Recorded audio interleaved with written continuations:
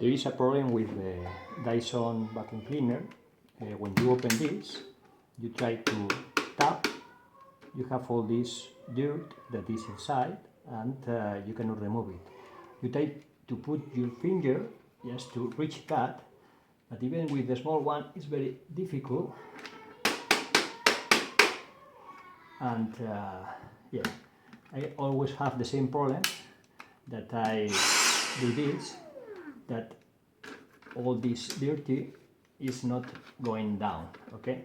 So yeah, it's not very well designed. It's very good vacuum cleaner, but you have this problem that you have to do this, okay? So I don't know how Dyson could correct these things. Thanks.